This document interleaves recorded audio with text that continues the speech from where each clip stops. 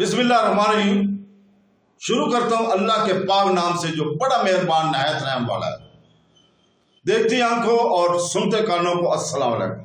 बहनों, भाइयों और बुजुर्गों, आज की हम इस इस्लामी मालूमाती और तालीमी वीडियो में हम मरूफ सीरतुल जन्नान से माखूज सूरह अनम की आयत नंबर 76, 77 और 78 की तफसीर बयान कर रहे हैं। बराए करम इस वीडियो के आखिर तक हमारे साथ रहें और मुकम्मल वीडियो भी देखें, क्योंकि हम इस आयत के गहरे मानी और तशरीयात बयान कर रहे हैं और इस्लामी तालीमात के तनाज़ुर में इनकी अहमियत को वाज़ा कर रहे हैं। इन आयत के अंदर मौजूद हिकमत और रहनुमाई के बारे में गहराई से आगाही हासिल करें। इन आयत की तलावत हम पहले ही उर्दू और अंग्रेजी तर्जमा के साथ पाकिस्तानी वक्त के मुताबिक सुबह 6 बजे कर चुके हैं। लिहाजा बराए करम इस वीडियो को अपने रिश्तेदारों और दोस्तों के साथ भी शेयर करें ताकि वो भी इससे मुस्तफीद हो सके।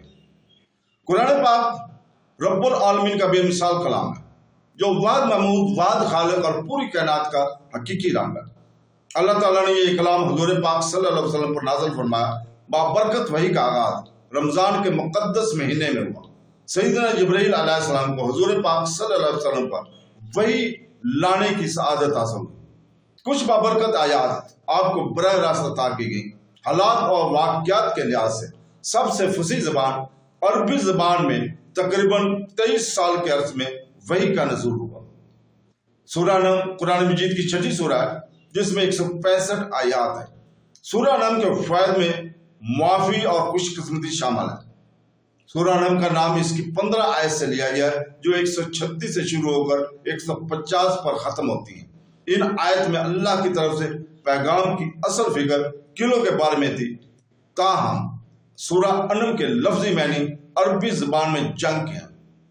इब्न अब्बास की रिवायत के मुताबिक पूरी सूरत मक्का मुकरमा में एक ही वक्त में एक नशिस्त में नाज़िल हुई। इस्मा, जो कि यजीद की बेटी और हज़रत मुआज़ बिन जब्बल की चचाज़ाद बहन थी, कहती है कि इस सूरत के नुज़ूल के वक्त हुज़ूर पाक सल्लल्लाहु अलैहि वसल्लम ऊँटनी पर सवार थे और मैंने इस ऊँटनी के नाक की रस्सी पकड़ी हुई थी। नुज़ूल के वक्त 70,000 के करीब फरिश्ते इस सूरत के साथ तस्बीह करते हुए आए थे। यह सूरह अनम के फ़ायद के सिर्फ आगाज है। जो भी इस सूरत को पढ़ता है वो 70,000 फरिश्ते इसके लिए दुआ करने लगते हैं ताकि इसकी तमाम परेशानियां दूर हो जाएं।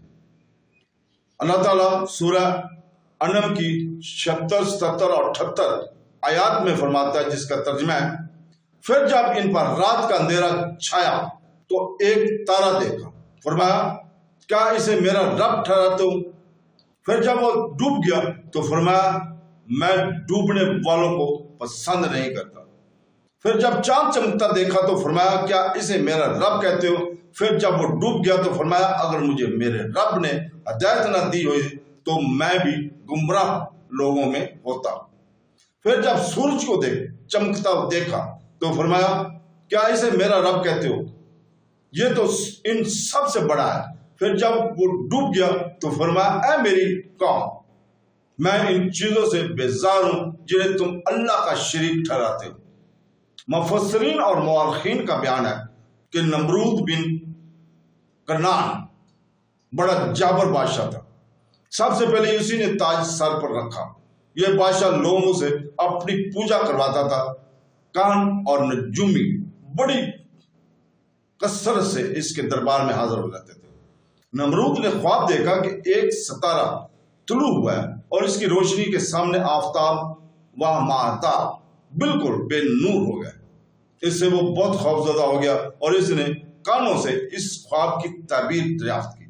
उन्होंने कहा कि इस साल तमीरी सुल्तनत में एक फर्जंद पैदा होगा, कि इस साल तेरी सुल्तनत में एक फर्जंद पैदा होगा जो तेरे मुल्क के ज़वाल का बैस होगा और इस तेरे दीन वाले इसके हाथ से हलाक होंगे।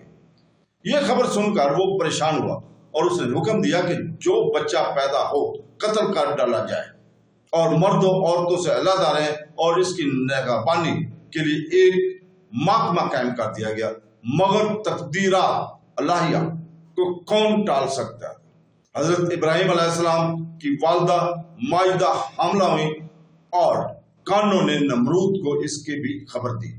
کہ وہ بچہ حمل میں آ گیا ہے، لیکن چونکہ حضرت کی والدہ سبا کی عمر کافی کم تھی، ان کا حمل کسی طرح پہنچتا ہی نہیں گیا۔ جب حضرت ابراہیم علیہ السلام کی ولادت کا واقعہ قریب ہوا تو آپ کی والدہ نے اسے کھانے میں چلی گئی جو اس کے والد نے شہر سے دور کھود کر تیار کیا تھا۔ وہاں آپ صلی اللہ علیہ وسلم کی ولادت ہوئی اور وہیں آپ رہے۔ پتھروں سے اس نے خانہ کا دروازہ بند کر دیا جاتا تھا۔ روزانہ والدہ صاحبہ دودھ پلا لیتی تھی اور جب وہاں پہنچتی تھی تو دیکھتی تھی کہ آپ علیہ السلام اپنی انگلی کا کنارہ چوس رہے ہیں اور اس سے دودھ آ رہا ہے۔ آپ علیہ السلام بہت جلد بڑھنے لگے اور اس میں اختلاف ہے کہ آپ علیہ السلام نہ خانہ میں کتنا عرصہ رہے۔ بعض کہتے ہیں 7 برس، اور بعض نے کہا کہ 13 برس، اور بعض نے کہا کہ 17 برس۔ یہ مسئلہ یقینی ہے کہ انبیاء کرام علیہ السلام ہر حال میں معصوم ہوتے ہیں اور وہ شروع ہی سے ہر وقت معروف الہی سے شناسا ہوتے ہیں۔ اس عقیدہ کو ذہن نشین رکھنے ہوئے اس آیت اور اس کے بعد والی 2 آیت کی تفسیر سمجھنے کے لیے قرآن پاک میں بیان کردہ واقعے کو ذہن میں ذرا تفصیل سے پڑھیں گے۔ حضرت ابراہیم علیہ السلام نے ابتدا میں سے توحید کی حمایت اور کفریہ عقائد کا رد کرنا شروع فرما دیا تھا، اور پھر جب ایک سوراخ سے رات کے وقت آپ علیہ السلام نے زہرا یا مشتری ستارہ کو دیکھا تو لوگوں کے سامنے توحید باری تعالیٰ کی دائیں بیان کی کرنا شروع کر دی، کیونکہ اس زمانے کے لوگ اس بات اور ستاروں کی پرستش کرتے تھے، پوجا کیا کرتے تھے۔ تو آپ علیہ السلام نے ایک نہایت نفیس اور دل نشین پیرہیا میں انہیں غور و فکر کی طرف رہنمائی کی، جس سے وہ اس نتیجہ پر پہنچے کہ تمام جہان عدم سے وجود میں آنے والا ہے اور پھر ختم ہونے والا ہے، تو یہ معمود نہیں ہو سکتا، بلکہ تمام جہان بذات خود کسی وجود میں لانے والی ذات کا محتاج ہے، جس کی قدرت اور اختیار سے اس میں تبدیلیاں ہوتی رہتی ہیں۔ چنانچہ پہلے آپ علیہ السلام نے ستارے کو دیکھا تو فرمایا کہ کیا اسے میرا رب کہتے ہو؟ پھر جب وہ ڈوب گیا تو فرمایا کہ میں ڈوبنے والوں کو پسند نہیں کرتا، یعنی جس میں ایسے تخریات ہو رہے ہیں وہ خدا نہیں ہو سکتا۔ پھر اس کے بعد آپ علیہ السلام نے چاند کو چمکتے ہوئے دیکھا اور فرمایا کیا اسے میرا رب کہتے ہو؟ پھر جب وہ ڈوب گیا تو فرمایا اگر مجھے میرے رب نے ہدایت نہ دی ہوتی تو میں بھی گمراہ لوگوں کے میں سے ہو جاتا۔ اس میں اس قوم کو تنبیہ ہے کہ جو چاند کو معبود مانتے تھے، انہیں اب علیہ السلام نے معلوم ہوا کہ آپ علیہ السلام کی یہ باتیں ان کا رد کرتے ہوئے کے لیے بھی ہی آئیں۔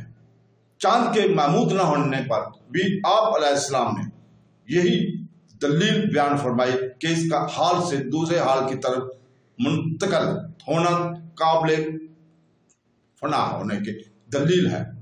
پھر اس کے بعد آپ علیہ السلام نے سورج کو چمکتے ہوئے دیکھا تو فرمایا کہ کیا اسے میرا رب کہتے ہو؟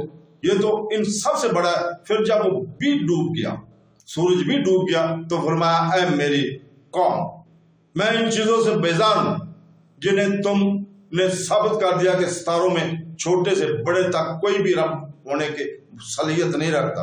ان کا معبود ہونا باطل ہے اور قوم جس شرک میں مبتلا ہے، آپ علیہ السلام نے اس سے بیزاری کا اظہار کر دیا اور اس کے بعد دین حق کا بیان فرمایا، جو اگلی آیتوں میں انشاءاللہ تعالی ہم بیان کریں گے۔